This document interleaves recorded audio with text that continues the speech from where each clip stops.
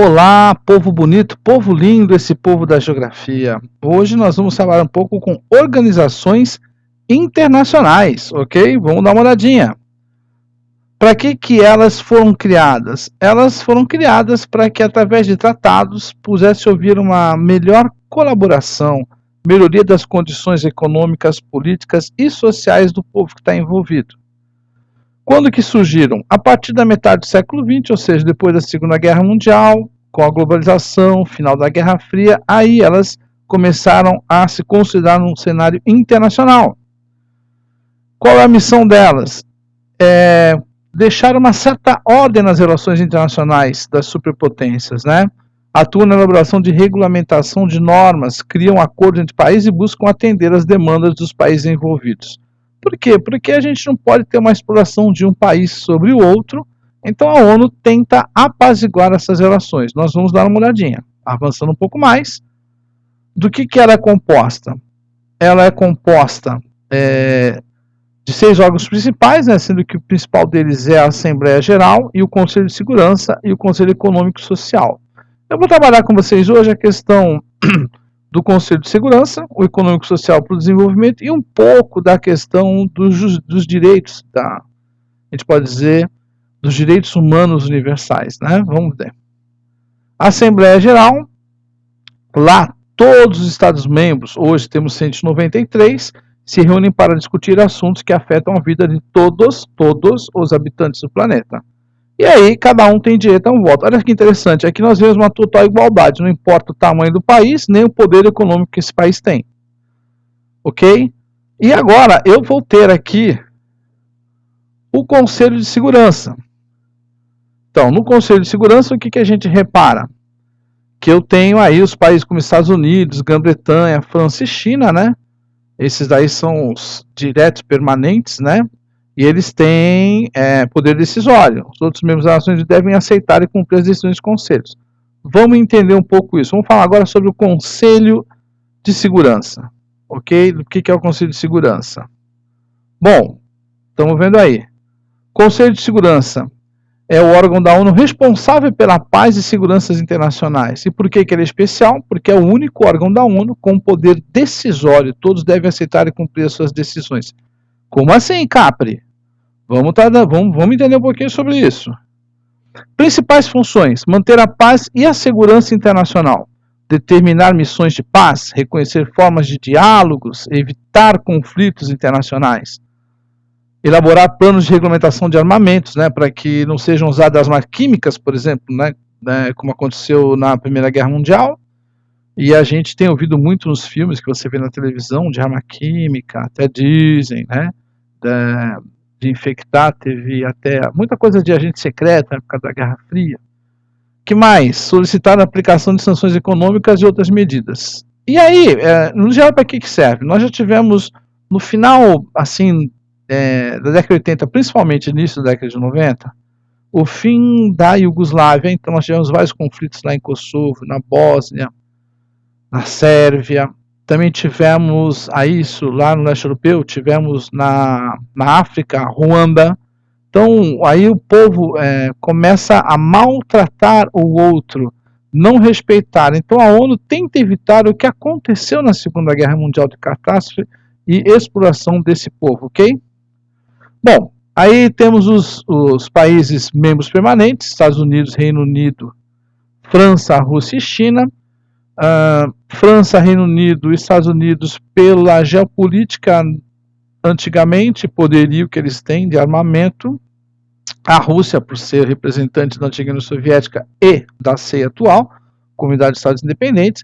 E a China, pelo que ela representa no mundo, né, o tamanho dela para a economia, então, e também pela força que ela tem de homens. Numa guerra convencional, se fosse de bala, de fuzil, metralhadora, ninguém ganhava da China, porque a China tem muita população. Mas as guerras não convencionais, aquelas de armamentos, como a gente falou, bomba nuclear, armamentos químicos, então aí já é diferente. Bom, temos os temporários e os temporários, como é que é feito isso? 2, América Latina e Caribe, 2 da Europa Ocidental. Na Europa Ocidental, entenda-se Alemanha, Itália, Espanha, Portugal, né? O povo do lado de cá. Leste europeu, a gente tem 1 e 5, contando África e Ásia. Bom, aqui a gente repara um pouquinho no que eu gostaria de destacar com vocês aqui. Quero destacar com vocês aqui o seguinte, ó, dá uma olhadinha aqui que a gente vai reparar. No continente africano e aqui, ó, Oriente Médio e Ásia, onde a gente tem muito conflito no momento, né? Então o pessoal está indo para esse... a ONU vai lá para tentar apaziguar esse contexto aí, ok? Beleza. Opa. Continuamos. Isso, agora deu. Aqui a gente ainda repara, deixa eu mudar um pouquinho para cá, ó. Tropas da ONU, como a gente falou para vocês. OEA é uma outra organização dos Estados Americanos. Aqui, ó, Timor-Leste é um país de língua portuguesa. A gente teve muita briga lá, né? Então aqui a gente está vendo as tropas no Haiti, teve até a tropa brasileira. Daqui a pouco eu vou estar falando com vocês sobre isso. Mais um pouquinho aqui, né? Aqui a gente também está vendo com problemas ainda no mundo. Paquistão aqui, gente. Paquistão e Índia, né? Eternamente. A região de Caxemira, que fica por aqui no alto, é muito preocupante também, né? Cada um quer um pouquinho dessa região. Bom, o que temos aqui? Aqui a gente tem o pessoal, os boinas azuis que falam, né? Os capacetes azuis, UN, Organizações das Nações Unidas. E o Brasil é um tipo de exército que é bem quisto, porque a gente não tem dificuldades com países, né? Por exemplo, o norte-americano é um país muito odiado no resto do mundo. O Japão é odiado na Ásia, né? E nós brasileiros não, a gente é de boa e a gente onde vai ajuda. Ultimamente o Brasil ajudou no Haiti, né? Já tivemos lá no Haiti ajudando. Conheço até gente aqui de Santos, né? Muito pessoal aqui de Santos, São Vicente, que ajudou lá no Haiti depois do terremoto que aconteceu no Haiti. Conselho Econômico e Social, agora vamos gastar um pouquinho mais de tempo aqui. O FMI, né, é a organização internacional que pretende assegurar o bom funcionamento do sistema financeiro mundial, através da assistência técnica e financeira. Quais são os objetivos principais? Incentivar a reconstrução dos países pelas guerras, né, no caso, quando começou pela Segunda Guerra Mundial. Emprestar, mas tem garantia, né, para emprestar para você. Promover a cooperação monetária internacional. Favorecer a expansão equilibrada do comércio. Oferecer ajuda financeira aos países membros em dificuldades econômicas. Notemos aqui os impactos disso na globalização. Provocou o crescimento da economia em todo o mundo. Por que esses países estão aqui, né? Brasil, África do Sul, a Índia e a China, né? Estão aqui falando dos BRICS. Está faltando a Rússia entrar aí, né? Que também é um bloco que nós já estamos na outra aula. Hoje em dia, todo mundo está maior a nível econômico e que acaba por influenciar também o crescimento social, político e cultural. Cresce dinheiro, rola dinheiro, então o pessoal também melhora a sua cultura, teria que fazer isso, né? E também se politiza mais. Ainda sobre o impacto, né? O aparecimento aqui é a história de como ele apareceu. Aumento do número de grandes potências econômicas, toda a Europa, a Índia, a China, já falamos um pouco, e hoje no mundo globalizado, não somente no econômico, mas também político e social. Ainda OMC, Organização Mundial do Comércio, estamos vendo aí, pessoal, a questão dos containers, né? Então, o pessoal precisa comercializar para fazer a economia do seu país andar. Qual a função do OMC? Administrar os acordos que compõem o sistema multilateral, servir de fórum, quando tem alguma disputa, então ela entra para dizer, nós já comentamos em outras aulas, não podemos voltar a falar, da questão do Brasil com os Estados Unidos com relação ao algodão, com relação ao tabaco, Brasil e Argentina com relação ao trigo, protecionismo, né, que eles produzem e acabam favorecendo os de lá e acabam prejudicando a gente. A gente também não pode entrar num país com um produto muito mais barato e fazer com que aquele país os trabalhadores aplicam seus empregos. Então aí a OMC tenta ajudar nesse sistema. Controlar a adoção dos acordos, bem como implementação destes pelos membros da organização, certificando as políticas. E também a criação do sistema de resolução de controvérsias, que eu falei para resolver as tretas quando elas acontecem. Quais são os princípios? Princípio da não discriminação, princípio da previsibilidade, princípio da concorrência leal, né? Não dá para eu, por exemplo, usar trabalho escravo, meu produto vai ficar mais barato e aí não dá para concorrer com o outro. Então tem que ser de concorrência leal. Princípios da proibição de restrições quantitativas. Tem que tomar cuidado também com a quantidade que vai ser enviado, né, para nós. Se você pegar mais, eu vou te dar mais. E aí alguém que produz pouco fica fora, um país que produz pouco. Princípio também do tratamento especial diferenciado para países em desenvolvimento, que tem que dar uma força para esse povo. Já o Banco Mundial, com o nome Banco Internacional para Reconstrução e Desenvolvimento, o BERT, objetivo: financiar a reconstrução das economias após a Segunda Guerra Mundial. A nossa prefeitura aqui da Baixada Santista, a Prefeitura de Santos, foi financiada com o dinheiro do Banco Mundial. O Banco Mundial também ajuda na questão de saneamento básico, para ter água, esgoto, para levar, ele ajuda nesses empréstimos.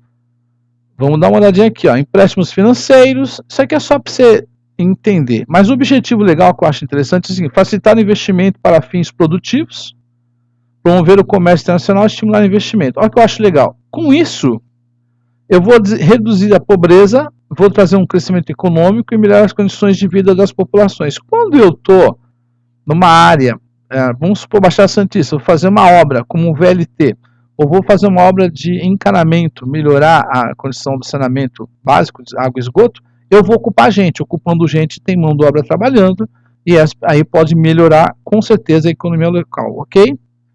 Para onde vai esse dinheiro? Para infraestruturas, como eu falei, de estrada, para educação, para pobreza rural, para ajudar o pessoal no campo que não tem condições a melhorar, até para uma segurança social, para o tratamento de água, como eu falei, para a saúde, construção de hospitais, né, de campanha, quando precisar.